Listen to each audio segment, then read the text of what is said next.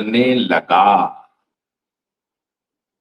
मुंबई में एक एक करके सारे पुलिस वाले साथ छोड़ते जा रहे हैं ठाकरे का। और जब मैं सारे बोल रहा हूं तो सबसे पहले वो पुलिस वाले जो अब तक ठाकरे का साथ दे रहे थे, उन्होंने कहा कि साहब मुझे माफ कर दीजिए। खबर आ रही है विश्वस्त सूत्रों के हवाले से कि वो पुलिस वाले जो याराना निभाह रहे थे ठाकरे के साथ, उनको 20 नवंबर का डर सताने लगा।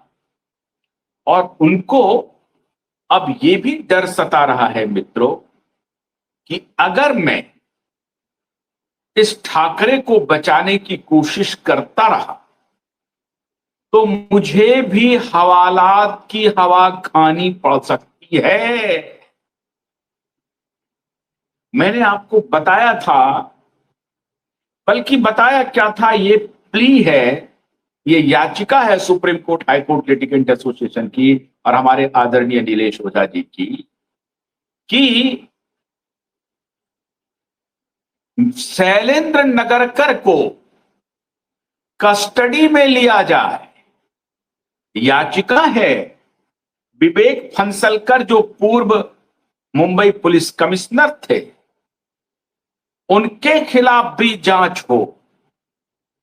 प्रार्थना है मुंबई के पूर्व पुलिस कमिश्नर माननीय परमवीर सिंह जी, उनको भी जरा डॉक में लाया जाए मित्रों।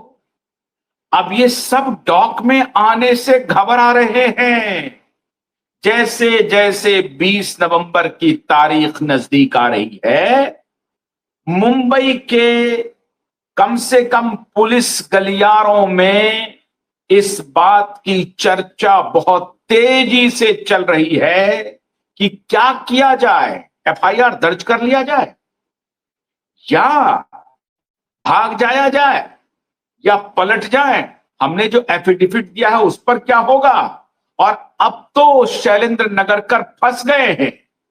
अगर मुखर भी पीछे हटेंगे तब भी जेल जाएंगे, आगे जाएंगे तब भी जेल जाएंगे।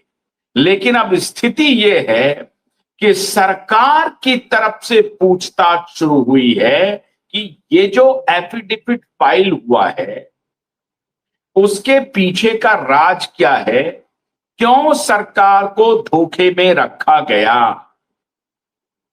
जब आईने के तरह यह केस साफ है जिसमें कि दिशा साल्यान के पिता सतीश साल्यान स्वयं कह रहे हैं कि मेरी बेटी के साथ ज्यादती हुई है, बलात्कार हुआ है, जघन्य मर्डर हुआ है उसका, और ये कानून कहता है कि इस आधार पर उसे एफआईआर करना ही पड़ेगा। अदालत का रुख भी सरकार जान चुकी है। तो अब सरकार को लग रहा है कि पहले अपनी फेस सेविंग करो। और जो बात मैंने आपको बताई थी मित्रों कि बहुत जल्द केंद्र का डंडा चलेगा, ये बिहार इलेक्शन में थोड़े उलझे हुए हैं और थोड़ी उलझन इंटरनेशनल पॉलिटिक्स को लेकर के है। इस बीच माफियाओं ने यह फैलाना शुरू किया कि मोदी और शाह के साथ दोनों बाप बेटे की मिली भगत हो गई है। हमने बार बार आपको कहा था कि ऐसी कोई बात नहीं है, ये फैलाई जा रही है, झूठ खबर फैलाई जा रही है। मोदी और शाह के साथ दोनों बाप बेटे का कोई डील नहीं हुआ है, कोई डील नहीं हुआ है। और अब ये मुंबई महानगर चुनाव के पहले ये मास्टर स्ट्रोक आ रहा है।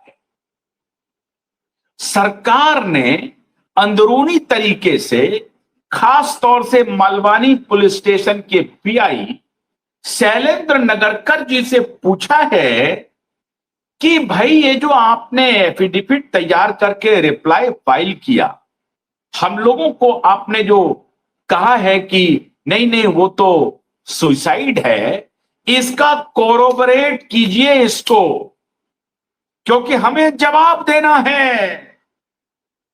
और उस पिछली तारीख को आपको याद होगा कि सीबीआई के भी वकील मौजूद थे।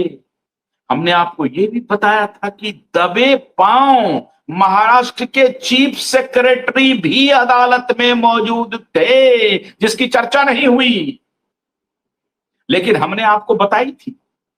हमने कहा था कि ऐसी चर्चा है, फोटो तो लीक नहीं हुआ है, कोई वीडियो तस्वीर नहीं है, लेकिन चूंकि अदालत का रुख पता था और कहीं कोई ऑर्डर चीफ सेक्रेटरी के खिलाफ न लागू हो जाए, क्योंकि इस केस में respondent number 1 chief secretary of Maharashtra है, इसलिए दबे पांव चीफ सेक्रेटरी स्वयं पहुंच गए थे अदालत कि अगर हमारा नाम कॉल किया गया और अदालत गुस्से में आ गई तो मैं फट से कहूंगा कि मिलॉर्ड मैं यहां मौजूद और मैं समय मांग लूंगा।